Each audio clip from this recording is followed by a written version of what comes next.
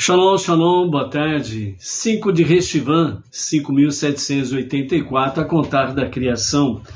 20 de outubro de 2023 da Era Comum. É a tarde com a Torá trazendo a Parashá da semana e as suas leituras diárias.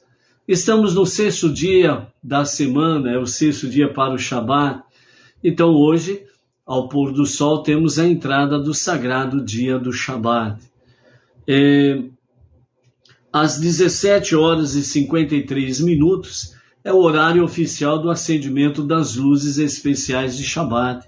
Então, 17 horas e 53 minutos.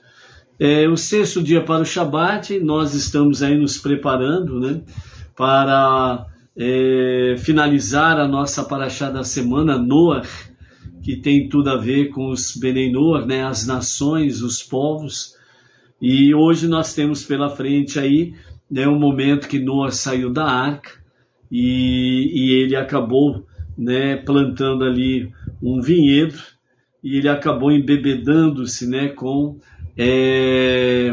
o fruto da videira, E aí vamos ver o que aconteceu dentro desse sentido aí. O pensamento racídico, dos nossos mestres vão falar conosco hoje sobre o pensamento racídico, com a questão da era pós-dilúvio, alguns aspectos para que nós possamos estar conectados com essa questão.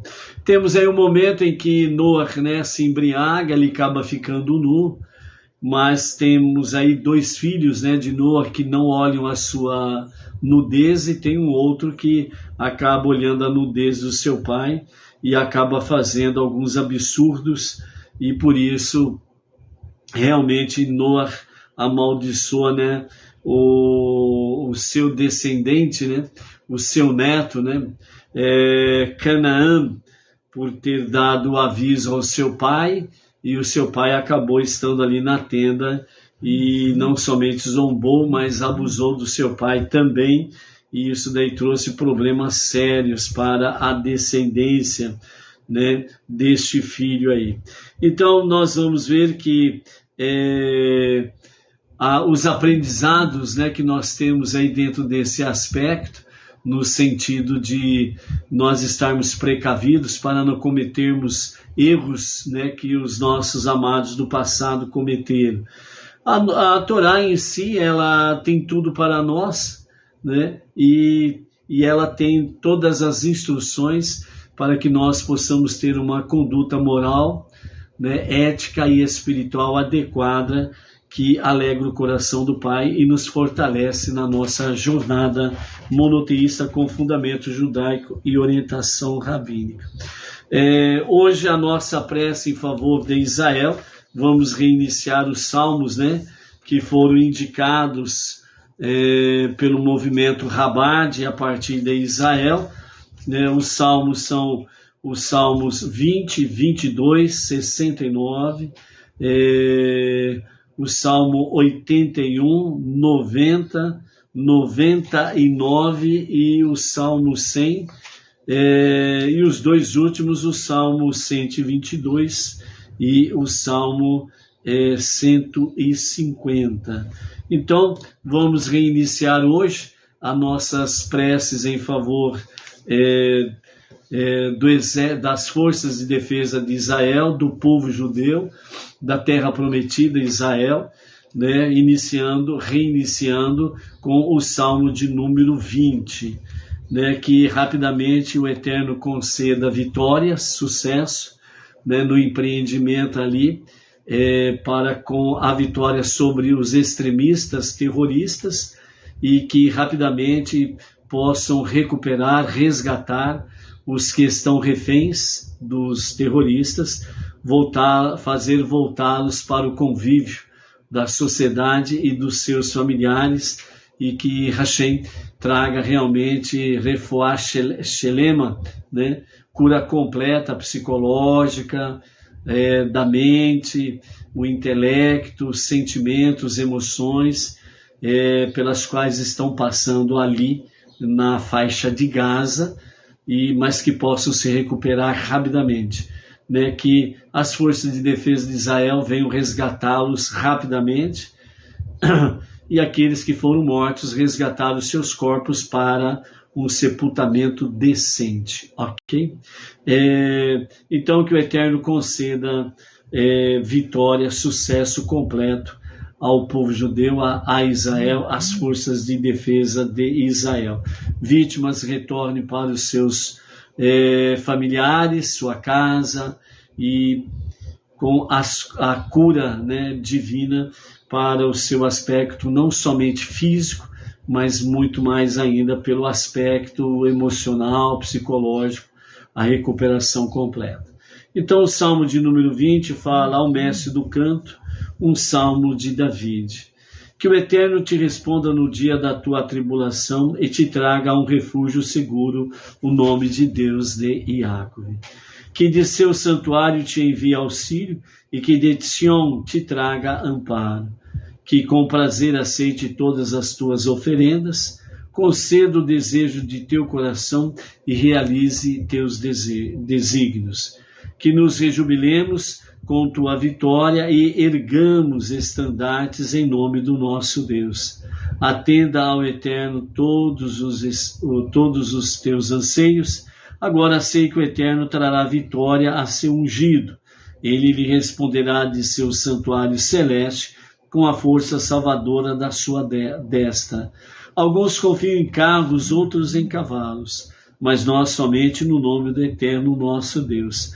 Aqueles caem e sucumbem, mas nós nos erguemos e nos revigoramos. Salva-nos, ó Eterno, responde-nos, ó nosso Rei, no dia em que te invocarmos. Amém, amém.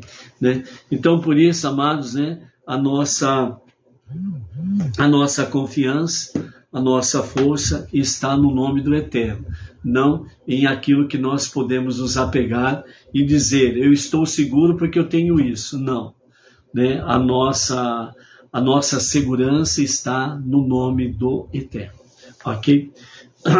A nossa aliada de hoje está no capítulo 9 de Bereshit, a partir do versículo 18 e vai até o capítulo 10 e o verso 32, né? Onde temos aí Noah é atacado pelo seu filho Ham, e depois temos a questão dos descendentes de Noah, né? E nos fala sobre a própria morte também de Noah, né? Então, antes disso daí, vamos realmente, como que fala? Exaltarmos o nosso Deus pelos milagres que estão acontecendo em Israel. Há vários milagres acontecendo, né? O nosso Rav Yaakov Gerenstad está aí praticamente diariamente trazendo relatos sobre vários milagres que estão acontecendo em Israel, né? Diante desses ataques extremistas. Sem sombra de dúvidas, nos próximos dias, nós teremos ainda muitos relatos de milagres acontecendo e que nós possamos aí, no dia a dia, compartilharmos, né, recebermos e compartilharmos, sem sombra de dúvidas, toda essa questão aí, né? E vários relatos, né, tanto da parte das forças de defesa de Israel como dos próprios cidadãos civis, que agiram de forma heróica para proteger a sua família, proteger um grupo de famílias, né, proteger o kibbutz e por aí afora vai, né?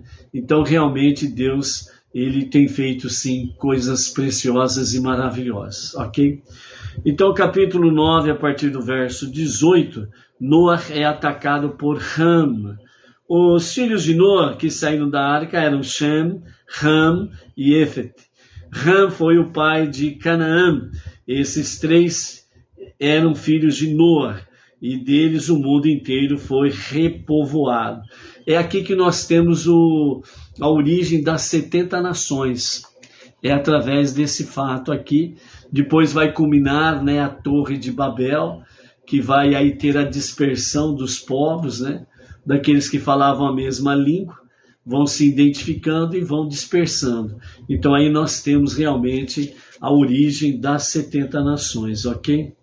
Então Ham, aliás, Noa, né, ele bebeu vinho, ele era um homem do solo, ele plantou uma videira, deu vinho, embriagou-se e descobriu-se na tenda, ficando completamente nu. Canaã disse ao seu pai o que tinha ocorrido. E Ham, o pai de Canaã, olhou para a nudez de seu pai e o atacou. Ele contou o incidente a seus irmãos e que estavam fora. Shem e Éfete tomaram o manto e colocaram-no em seus ombros, andando para trás. Eles então cobriram a nudez do seu pai. Mesmo quando se viraram para poder cobri-lo, eles viraram suas faces e não viram seu pai nu. Então, nesse princípio aqui, o que nós temos aqui, de fato, né, é que o filho de Ham, de nome Canaã, né, ele foi à tenda do avô e viu seu avô embriagado, caído pelo chão e sem roupa. E ele foi contar ao seu pai, dando risadas, né, pelo jeito que ele encontrou o avô dele. E Ham, aliás, Canaã, ele falou para o seu pai Ham, né, o que tinha acontecido. E dentro desse aspecto, Ham, ele foi até a tenda do seu pai e acabou vendo-o nu e ali o atacou, né?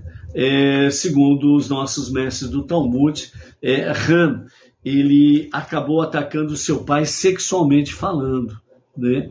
E também ele acabou esmagando, né, o órgão reprodutor do seu pai, Noah. O Talmud traz para nós, através dos sábios, de que Ham, ele tinha ciúmes dos seus dois irmãos, Shem e Éfete, né? Ele tinha ciúmes deles dois, porque ele pensava da seguinte forma, né?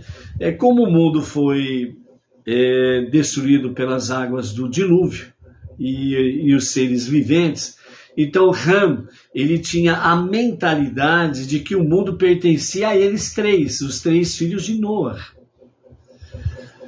E então Ham, ele estava com ciúme dos seus dois irmãos, porque tinha que dividir o mundo com eles dois. Imagine a ideia de Ham, né? Dividir o mundo em três partes, cada um ser dono de uma parte, e ainda assim ele tinha ciúmes dos seus dois irmãos, porque tinha que dividir o mundo com eles dois.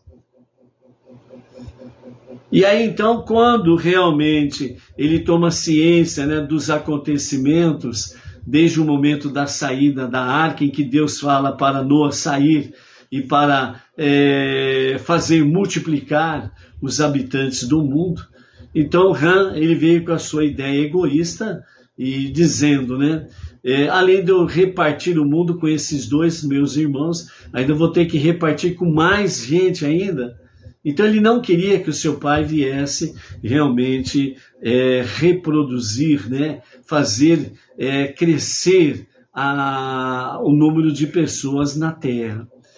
Então, quando ele viu o seu pai dessa forma, indefeso e daquele jeito nu, então Ham, ele ataca o seu pai. Então ele violenta o seu pai sexualmente falando e depois ele esmaga o órgão reprodutor do seu pai para que ele não possa realmente reproduzir, não possa coabitar com a sua esposa, mãe de Ham, e assim ter mais filhos. Então ele tomou providência que ele se tornasse impotente em todos os sentidos, ok?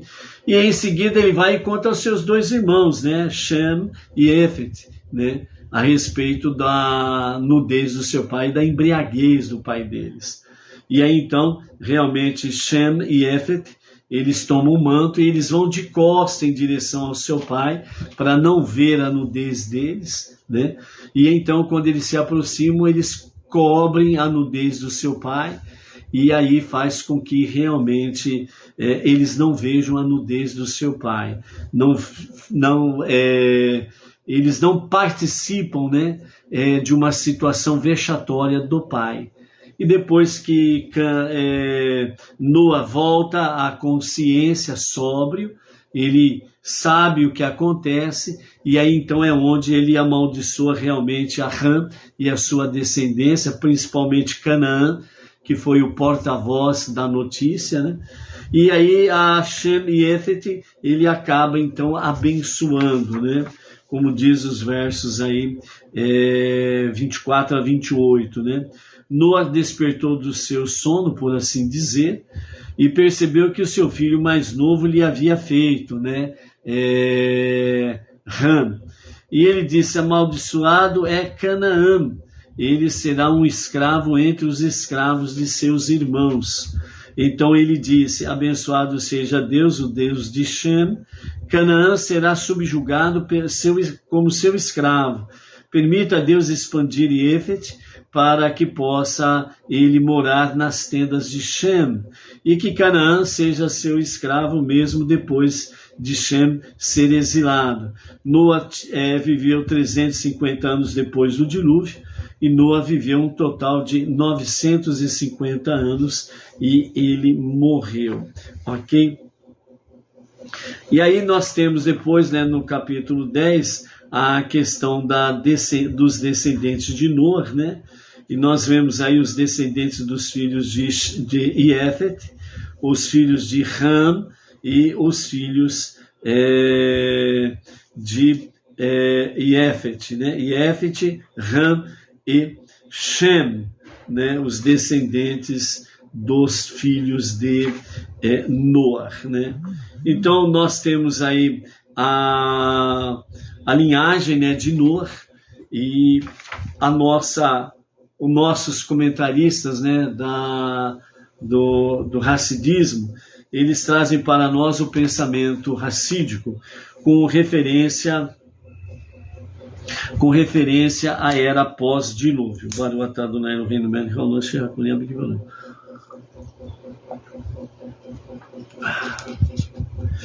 Então o pensamento racídico traz para nós que antes do dilúvio, Deus sustentava o mundo, apesar da sua baixa posição espiritual, devido ao seu atributo de bondade.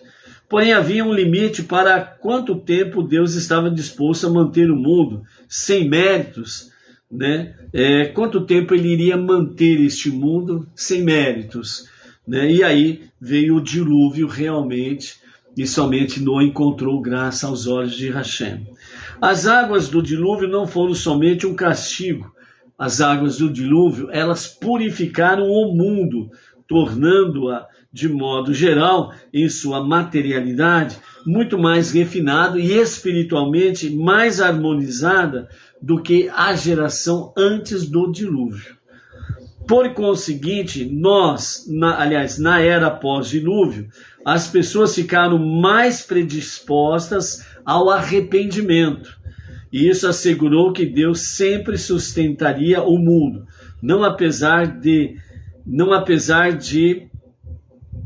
mas por causa de sua condição espiritual, pois mesmo se o homem se corrompesse, ele inevitavelmente se arrependeria, fazendo a techuvá, garantindo ao próprio mundo méritos suficientes para a continuidade da sua existência, né? Então, a diferença antes e pós-dilúvio é que antes do dilúvio era uma geração sem techuvá. Era uma geração má por si mesma. E justamente por poder viver tantas centenas de anos, então eles chegaram ao ponto de níveis baixíssimos de corrupção ética e moral, né? Então a insensibilidade espiritual dessa geração antes do dilúvio era muito forte. Por quê? Porque eles viviam muito tempo e eles pegaram aquela questão, entre aspas, a certeza de que não precisavam de Deus para viver. Então aquela geração se tornou muito insensível. Porém, vejam bem o que acontece com a geração pós-dilúvio. Você fala assim, puxa vida, nós estamos vendo um monte de porcaria por aí afora vai. Mas é a melhor geração. É a geração que faz techuvá. É a geração que reconhece seus erros, seus pecados, suas falhas, seus defeitos. E realmente faz techuvá. Um retorno a Deus para um verdadeiro e genuíno arrependimento. Entendeu? Vivemos pouco em comparação com a geração anterior ao dilúvio. A geração anterior ao dilúvio vivia centenas de anos. Quando alguém morria, porque dava um espirro. Lembra que nós falamos isso daqui, o que o Talmud traz para nós, junto com a Mishnah dos nossos sábios? Quando morria alguém era porque espirrava. Atchim! Então o fôlego de vida, ele jogava para fora no espirro. Então ele morria. Então o fôlego de vida, ele morria, ele saía devido ao espirro. Por quê? Porque não havia doença nenhuma. Não havia doença para que alguém pudesse morrer. Era uma geração saudável, por isso que vivia centenas de anos. E eles caíram na corrupção ética, moral e espiritual, ao ponto, inclusive, de dizer: nós não precisamos de Deus para viver. Afinal de contas, vivemos centenas de anos. Então, essa insensibilidade fez com que eles baixassem, né, os mais perversos níveis espirituais, físicos, morais e companhia limitada. Então, eles acabaram cometendo todo tipo de corrupção na sua vida. Então essa geração precisava sim realmente passar pelas águas do dilúvio, né? Então por isso os nossos mestres falam que a geração pós-dilúvio, né, ela teve com as águas do dilúvio não somente um castigo, mas teve também a questão do purificar o mundo, tornando-a de modo geral, em sua materialidade, muito mais refinada e espiritualmente mais harmonizada, com mais harmonia, né? Então, o dilúvio, ele foi, como nós vamos ver aqui pelos pensamentos racídicos, né? O dilúvio em si foi que nem um mikvê, um banho ritual de purificação. O mundo foi purificado, né? Por conseguinte, na era pós-dilúvio, as pessoas ficaram mais predispostas ao arrependimento, e isso assegurou que Deus sempre sustentaria o mundo. Então, o mundo é sustentado por Deus por causa da techuvá. Porque em algum lugar do planeta tem alguém fazendo techuvá. Em algum lugar do planeta tem pessoas fazendo techuvá. Na face da terra tem dezenas, centenas e milhares de pessoas que estão fazendo techuvá. Então esse é um dos motivos porque Deus não vai destruir este mundo. O mundo, ele já foi destruído. O fim do mundo já aconteceu. Foi no dilúvio. E ele, o soberano dos mundos, fez um juramento. Ele jurou por si mesmo que ele não exterminaria mais da face da terra toda ser vivente. E é por isso que nós temos realmente, desde o princípio, a promessa dos dias de Mashiach, a redenção final, onde realmente Deus estará restaurando, curando, sarando todas as coisas dentro dos 4 reinos. O reino vegetal, o reino mineral, o reino animal e o reino humano. Então, por isso, amados, nós não podemos ficar aí bitolados naquilo que os profetas da fome falam. O tempo do Apocalipse chegou. E agora nós vamos viver o Apocalipse. Entre aspas, o Apocalipse aconteceu nos dias do dilúvio. Simplesmente isso. Então essa nova geração pós-dilúvio até os dias presentes tem realmente a inevitável sensibilidade de poder fazer techuvá, arrepender-se dos seus pecados, dos seus males e realmente retornar para Deus. E dessa forma, então, o mundo em si, ele adquire méritos para que seja sustentado por Deus e assim as pessoas possam retornar a Deus para um monoteísmo com fundamento judaico e orientação rabínica. Com isso em mente, nós podemos explicar os seguintes detalhes que os nossos mestres do Hassidismo trazem para nós. Então eles trazem para nós aqui 5 itens. O primeiro deles é: Noah não sabia disso e por isso teve medo de repovoar o mundo achando que ele seria destruído novamente. Então Deus teve de ordená-lo novamente, seja frutífero e multiplique. O capítulo 9, verso 1, que nós temos isso daí, certo? Então Deus ele determina para Noé, que é para crescer e multiplicar, seja frutíferos e multiplique-se. O segundo item, o motivo principal pelo qual a geração de Noé não se arrependeu foi porque antes do dilúvio o mundo era espiritualmente insensível. As pessoas eram muito insensíveis espiritualmente. E é por isso mesmo que elas não respeitavam uma a outra. Por isso que os mais baixos níveis de corrupção ético, moral e espiritual baixaram, foram lá para o porão do inferno, por assim dizer, né? E virou aquela porcaria toda lá. E Deus não viu outro remédio, precisa começar de novo. E no meio dessa bagunça, no meio dessa escuridão, no meio dessa corrupção ética, moral e espiritual, Noé achou graça aos olhos de Hashem. Então ele viu que através de Noé e a sua família poderia realmente iniciar uma nova geração, e foi o que aconteceu. Então o dilúvio veio para purificar a terra, né, como mikvê, e assim fazer com que as pessoas retornassem mais a Deus, tivessem mais sensibilidade, né? Então, por isso, né, o terceiro item que nós temos aqui é: carne é uma comida extremamente grosseira, que pode levar a pessoa a uma materialidade excessiva. Por isso, ela só foi permitida à geração espiritualmente harmonizada do pós-dilúvio, né? Então, quando Deus ele vem nessa geração pós-dilúvio, até aqui, então ele traz realmente a questão da espiritualidade ser harmonizada, né? Então ele libera o comer carne, mas ele coloca critérios como adquirir, né, realmente essa carne para poder haver uma alimentação saudável. Então ele faz isso daí. Então Deus cuida dos detalhes, ok?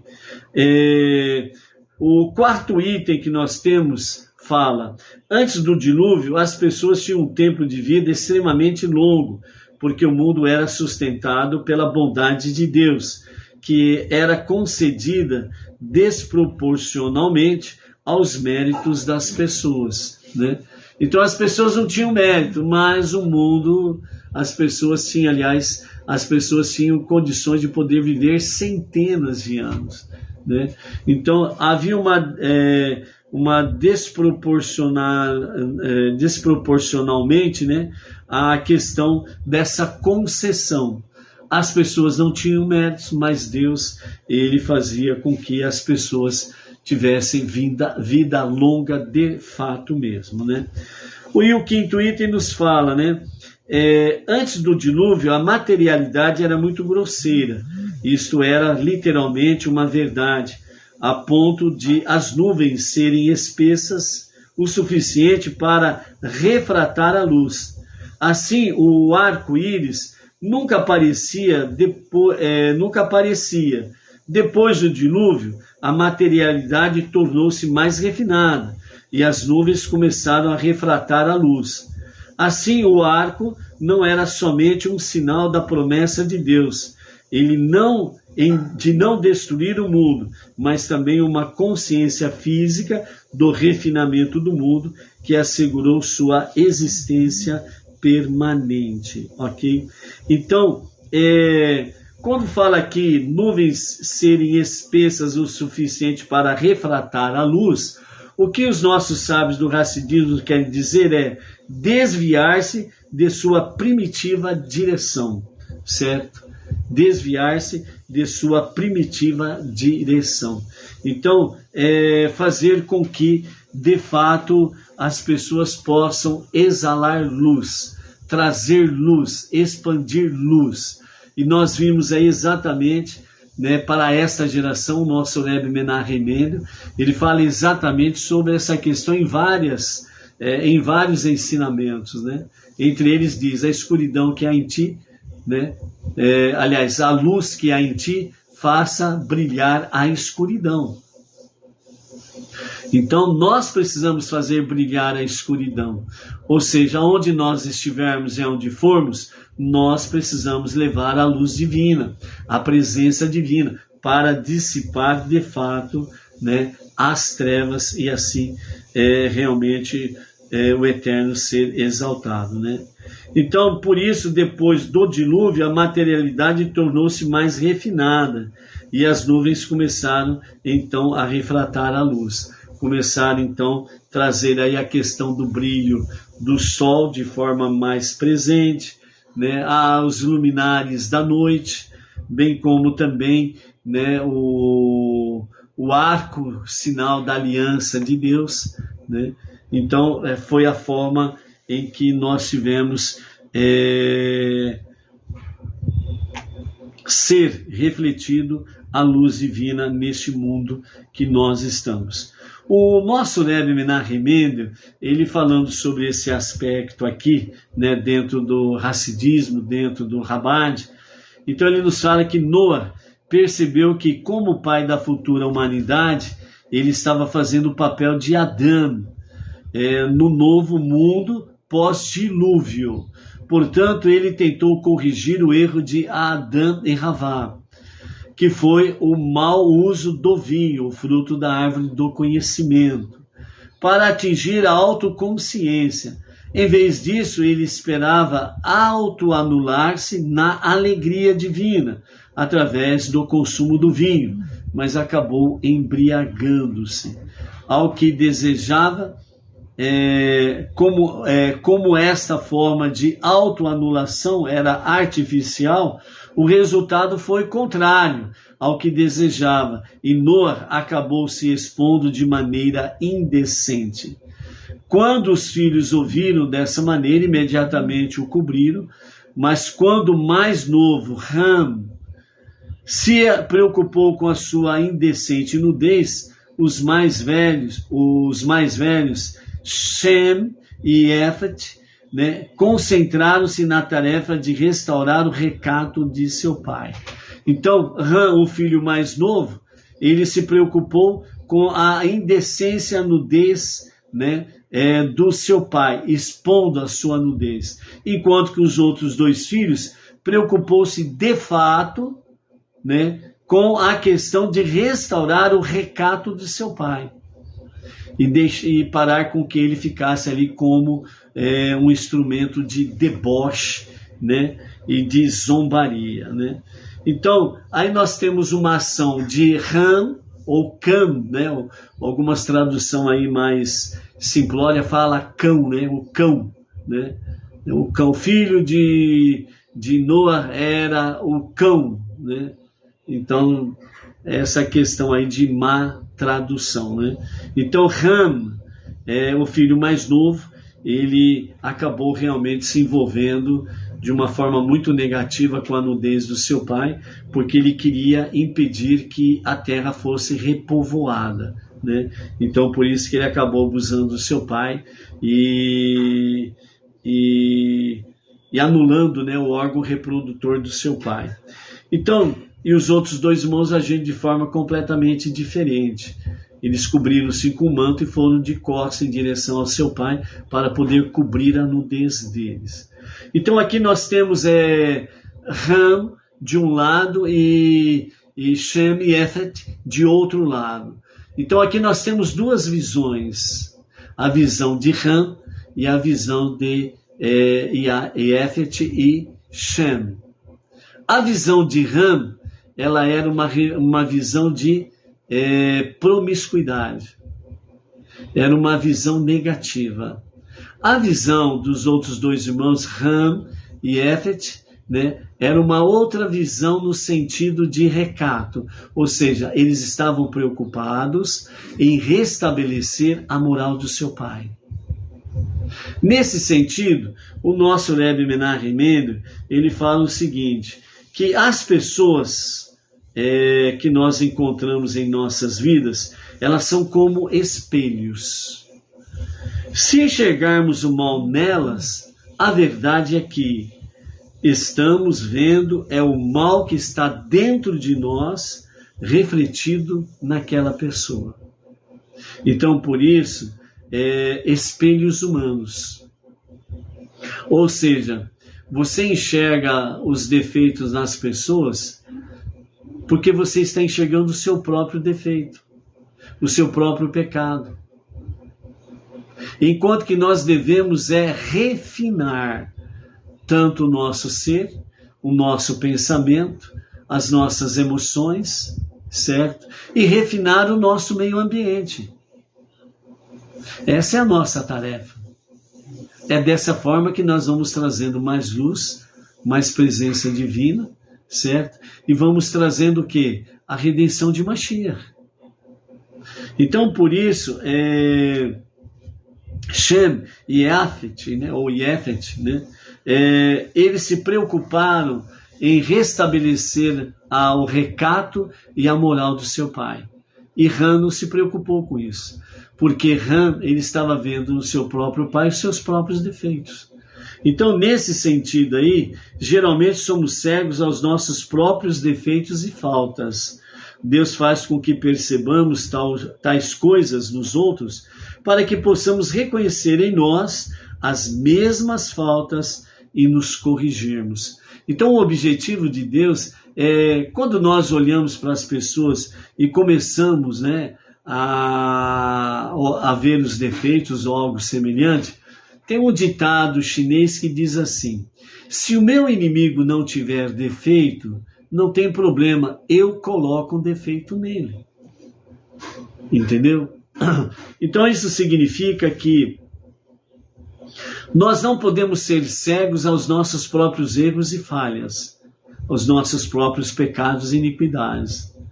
Nós precisamos realmente nos revestirmos cada vez mais da sua Ruach, né? Cada vez mais do seu Espírito, para que nós possamos transformar este mundo para ser a moradia de Deus. Senão, nós vamos para o abismo junto com os outros. Este é o refinamento que nós precisamos fazer. Shem e Yefet, eles trouxeram para nós realmente como fazer. Então eles se cobriram com o manto, foram de costas em direção do seu pai, né? E quando puderam encontrá-lo, colocaram a manta sobre ele, para que ele pudesse realmente repousar, descansar, até ficar com o seu estado sóbrio normalmente. Então, nesse sentido, Shem e Yefet não compartilhavam de tal tristeza do seu pai Noah. Então, se concentraram nela e assim procuraram ajudar o seu pai, de forma totalmente contrária do seu irmão Ram, que efetivamente possui a mesma fraqueza de seu pai. Se concentrou na vergonha dele, em vez de pensar em como podia ajudá-lo, né? Então, Ram, ele na realidade, segundo o nosso Rebbe Menachem Mendel, ele estava vendo no seu próprio pai seus próprios defeitos, porque ele era assim. Ele era de forma, vamos dizer assim, impúdica. Ram, ele não tinha pudor. Ele não fazia, ele não praticava, mas em si, no seu íntimo, ele não tinha pudor. Ele não tinha recato em si. Ele podia externamente apenas viver, mas na prática ele não aprovava. Então é isso que nos fala o nosso Rebbe sobre a questão exatamente do espelho. O nosso próximo é o nosso espelho. Então nós precisamos tomar muito cuidado daquilo que nós falamos contra quem quer que seja, e principalmente contra o filho primogênito de Deus, Israel, o povo judeu. Porque na realidade você está vendo seus próprios defeitos. Você está vendo seus próprios sentimentos. Você está vendo a sua própria miséria. E é isso que nós precisamos tomar cuidado. Então, por isso, amados, nesse 6º dia, que nós possamos aí aprender a lição realmente do espelho. E antes de falarmos, comentarmos qualquer coisa a respeito do próximo, que nós possamos fazer antes uma autoanálise, ok? E assim nós podemos, de fato, nos preocuparmos com que o nosso próximo possa viver uma vida de recato, né? E assim juntos, no monoteísmo com fundamento judaico e orientação rabínica,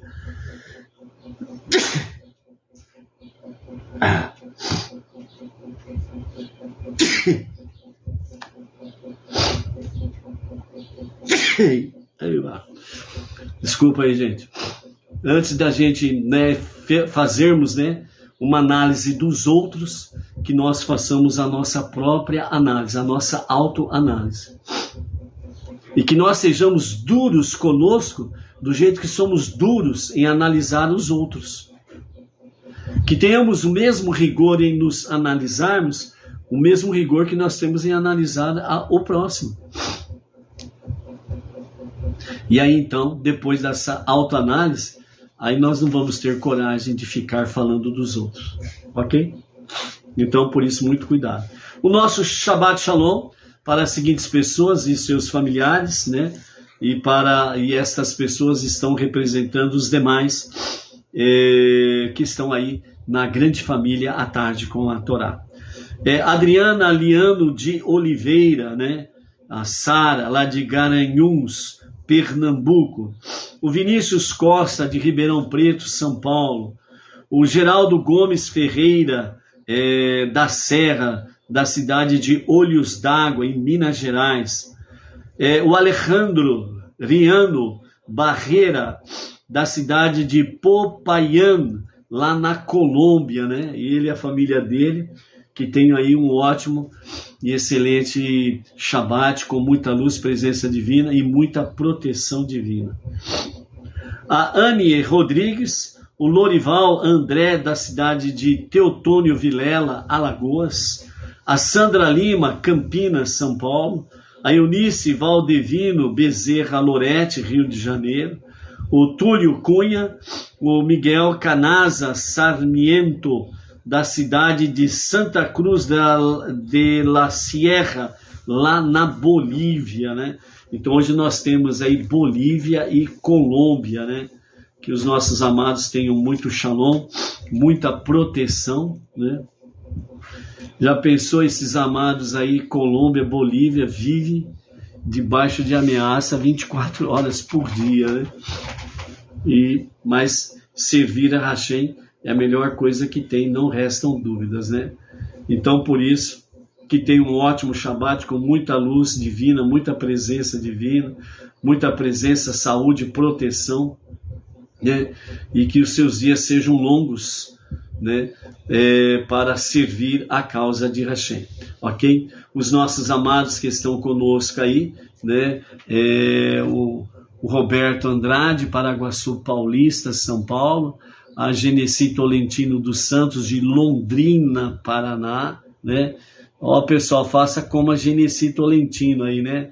Manda o shalom e já coloca o nome da cidade e o estado, porque eu sou prático, né? Sou expert em mudar as pessoas de localidade, né? É isso daí, Genesi. Né? A Inês Martins, aqui de Pirajuí. Temos aí também a Vera Cariri, né? E a irmã Neuza Cariri, lá de Campina Grande, Paraíba, que estão sempre conectadas aí com a tarde com a Torá. Muito bom tê-las conosco também. Baruch Hashem. Né? Quem mais está por aqui? A Edina Silva, né? Aqui da nossa sinagoga Benenor Regional Bauru. O Luiz Ribeiro de Itaquera Grande, São Paulo, né? Temos aí também o Moisés Pires de Castro, né? Ele é da cidade de Barretos, não, esqueci o nome da cidade aí, Moisés, né? Acho que é Barretos, né? Se não me engano, acho que é por aí, né? Já mudei o Moisés de lugar também, eu acho, né? Interior de São Paulo, né? Também recentemente é integrado ao grupo Benenor Regional Bauru, né? Temos aí a Vânia, Ivonete Maria, lá de Pernambuco. Temos, né, o casal o Ivan e a Áurea Lisboa, né, lá de Belém do Pará, né, que estão participando, né, da Tzedakah para Israel, né. Na primeira fase enviamos aí um lote, né, ao nosso Rav Yaakov Geranstad, e através dele foi enviado ao Beit Chabad de Beersheba, que estão ali na região sul de Israel, diretamente ali no fronte com os soldados, o hospital de Beersheba, né, em tratar dos feridos, etc. e tal, junto com as famílias enlutadas e com as famílias que têm os seus queridos, né, sequestrados lá na faixa de Gaza, né, os familiares, né, enlutados aí na perca dos seus queridos, né. Então o Beit Chabad de Beersheba estão envolvidos direto aí, levando mantimentos, água, talit katan, talit gadol, levando a Torá juntos, podendo ler a Torá, louvar a Hashem, cantar, né, levando mesmo assim a presença divina, porque somente o Eterno é o verdadeiro escudo, né, do povo judeu, de todo aquele que nele se refugia, né? Então é muito bom isso daí também. O Wilson Cunha, com a esposa Priscila, aqui também da Sinagoga Benedor Regional Bauru, está por aí também. Quem mais? Né? A Roseli Carvalho, lá de Santa Catarina, né?